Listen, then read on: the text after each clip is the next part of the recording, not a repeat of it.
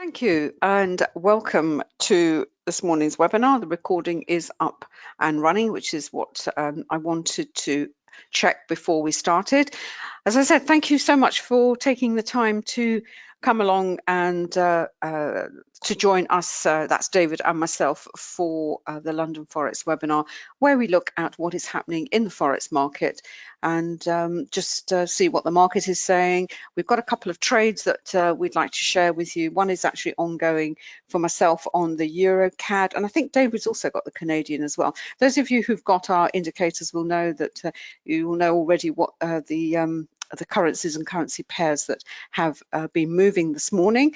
Those of you who haven't, we will certainly share with you how we look at the markets of using our indicators and also volume price analysis. But before we do any of that, a couple of things. The first of which is, please can I draw your attention to the disclaimer that you can see on your screen. Trading can be a very risky business, so please don't ever use money that you cannot afford to lose. Now, normally I would go straight to the slides and talk about VPA and what have you, but can I just take a moment to just to cover what is happening at the moment. What is clearly with the pandemic, we are all in various stages of lockdown. We are all isolated from our loved ones. We can't, other than, you know, we see them on FaceTime and Skype and you know, through the wonders of modern technology. But, you know, we do miss the day-to-day interaction that we have with our friends and family. And it is a horrible time. You know, mental health, anxiety was a huge problem before this event that has overtaken us happened. And all I want to say is it has an official name for it in psychology. It's called an adjustment disorder. It's like post-traumatic stress disorder, but it's what they call an adjustment disorder. Please, if you are feeling any of the emotions that come with this huge stressful event that has happened to all of us, please will you seek help? Will you contact someone? Will you you know, don't be ashamed of feeling tearful, stressful, unhappy, depressed. It is all perfectly you know, normal. The issue with this, I think, with this event is the speed with which it has happened. Yes, we had everyone compares, you know, to the great financial crisis of 2007, 2008, but that happened over a period of time. This is like, you know, our lives have just crashed into the most monumental brick wall. People are losing jobs they've lost jobs at a phenomenal rate. You know, their whole life has been completely upended in a way that has never been, you know, certainly not been upended probably since the Great Depression. There's no one left around, you know, to tell us about that. We only have the historical data, and we have a health issue as well. And the way we have to deal with this health issue is we have to stay as well as we can, you know, look after ourselves, sleep, eat properly, and, you know, keep our immune systems as healthy and strong as we can. The irony is that one of the other things that can compromise your immune system, other than obviously physical illness, is mental illness. So if you are anxious and depressed and you're suffering, you know, all these, you know, you have these issues as a result of what has happened, it's a vicious circle. So as I said, if you are having any problems, please talk to someone, email someone, contact someone. Don't try and, you know, tough it out. This is going to test even the most resilient of people.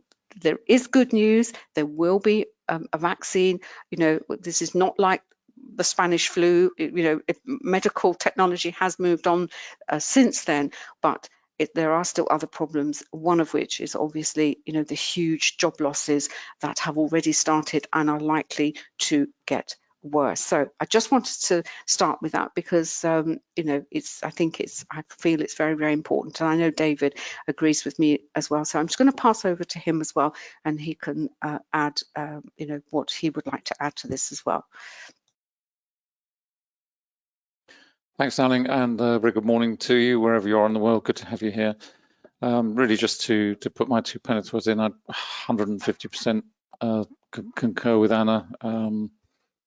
We've had mental health issues in the family long time ago, and we understand what it's like. So just do take on what Anna is saying.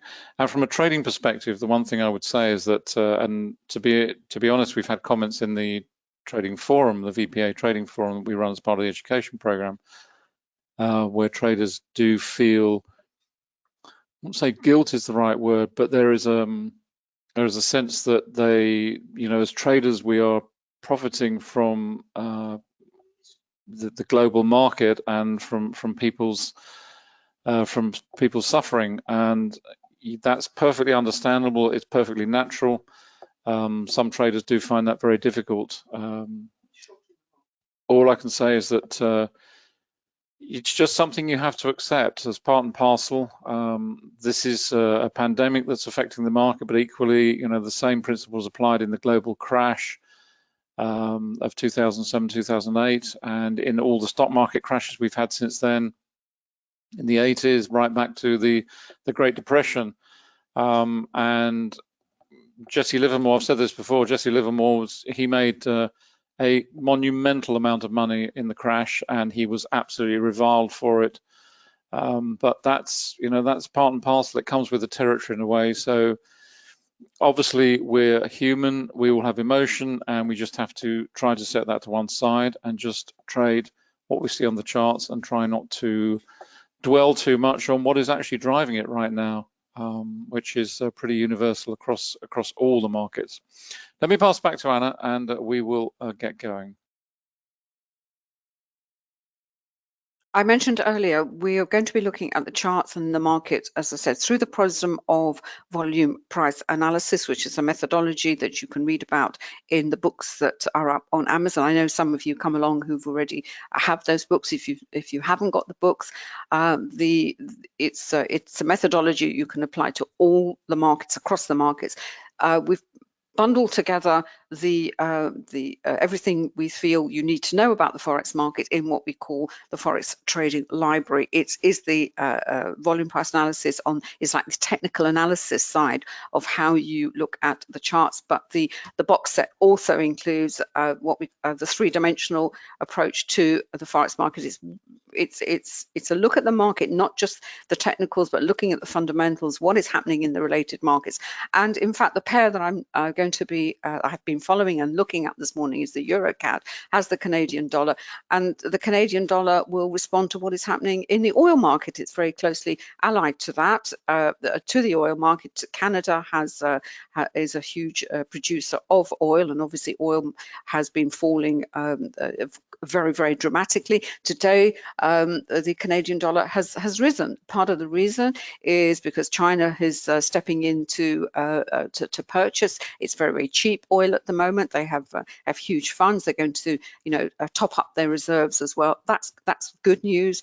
Oil prices have stabilized. Maybe they'll rise slightly, but that is good for the commodity dollars, and particularly dollars, the CAD that is closely connected to oil. You'll find obviously as well, I haven't looked at the Norwegian kroner, but the Norwegian kroner will probably do the same thing as well. The volume price analysis methodology takes its inspiration from Wyckoff's three laws, the law of effort versus result, cause and effect, and supply and demand. And somebody's asked me as well, what do these laws do? Well, they basically give a structure to the chart. They structure the price action on the chart.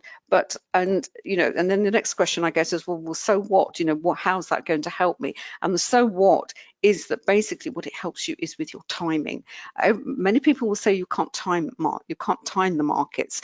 It's just impossible to do. Well, David and I beg to differ. And when we look at the charts, you will see what we mean by that. And I'll show you, as I said, in the Euro Canadian is an absolute perfect example of the Wyckoff's three laws. What else I was going to say, the structure of the price chart, the best way to really look at it is see it in action. And next slide is what we've also done with the methodologies, we've developed a whole set of indicators to support the methodology. And for the forex market, we have very, very specific ones where the market is disassembled, if you like, to the individual currencies. What are they doing? Then they're paired back up again to give us, to highlight, if you like, what is the, maybe the best candidate in the pairs for a trade. And as I said, mine was the Euro CAD this morning, or has been. It still is. I haven't had a look in the last few minutes, so we'll do that now. I think, David, are you CAD yet? CAD yet? You're a Canadian as well. But looking at the CSI, I'm just pull it over here, which is the first of our our base indicator, if you like, where we look at the performance of the individual currencies. We can see here, this is the 30-minute chart for it. We use these in multiple time frames. You can see here the white is the New Zealand, so it's clearly been some New Zealand buying. We've got the Canadian. The Aussie is just about catching up. I quite like the look of this little cross here on the pound Aussie, one of my favorite pairs actually. You can see here we're getting some really nice divergence on the pairs. That tells us immediately that we've got some, there are some really nice setups going on in the different currencies and currency pairs. Obviously, we've got a huge heap of fundamental news this week. It's the beginning of the new quarter, the new month, the new trading week, everything. What have we got? Well, today it's unemployment employment data. Up until this a month ago, when all this, the pandemic kicked off and huge surges in people being laid off, wasn't really terribly important in terms of the data. It always had a red. It was always considered what is considered tier 1, because fundamental news is given a grading. It's tier 1, tier 2, tier 3, based on how it's going to impact the market. But even though a piece of fundamental news can be graded as tier 1, it doesn't necessarily mean that it will always impact the market strongly. It all depends on the economic cycle and the business cycle. And until, as I said, the pandemic, the NFP would come along on a Friday and you get a bit of volatility, but really nothing like at a time when employment was bad and the market was waiting for some good news. So this is how we read fundamental news, much the same way as we read a chart, and the impact of that news will depend on where you are in the economic and business cycle. Now, unemployment is going to be hugely important, not least because of the vast numbers of people who have lost their job. And what the market will be looking for is, well, what is the number? Is it as bad as everyone has thought? And in which case the market will say, okay, it's not quite as bad, then we're not, it's not going to have as big as a reaction as it would have done if it was absolutely dreadful, as it were. So from now on, the employment, the labour statistics are going to be very important, and they're going to be the first statistic that people are going to look at to see if, in fact, we're seeing a bit of a turn on on what is happening at the moment. So we've got the unemployment claims this afternoon, and of course tomorrow we have NFP, and that is really going to that's the first inkling that the market will have in seeing what is happening, but it kind of knows that it's not going to be good, and it's probably going to get worse before it gets better. So that's what. Anything you want to say about fundamental news, David, or is that it? We've also now at the London Open, so the usual shenanigans will probably be going on there. I've got my Euro Canadian, which I will just it's still going great. It's on the Renko. It's the entry was from here. It was the break of, it was about 54, just under 155. I've got 154.98. I'll show you the time chart that I have with it. This pair will probably not be as impacted as the pound, anything to do with the pound at the London Open, simply because it's a cross pair. We had this cross and session crossovers are those times in this market when price action can go all over the place. It's and the London one is particularly notorious for trapping traders on the wrong side of the market. But if you were trading yesterday afternoon, we had another example at the London fix where if you were in the Aussie dollar, the Aussie dollar absolutely went ballistic over a very, very short period of time. Reading through my Twitter feed and you know, institutional traders that I follow, there's various reasons have been given for it. One of them has been sort of this sort of fat finger. So, you know, someone actually placed an order they shouldn't have done inadvertently. It was deliberate, who knows? But it was just the fact that it happened at the London fix is curious. London fix is a bit like the open, but probably not quite so dramatic. I'm just going to pass over to David because I just want to get my bits together for my Euro CAD and basically see what is going on. There we are. I'll pass over to you, David. And do you want to go to your charts first? Is that okay? Okay. So I'm going to pass over to David because I need a bit of time to get my charts together.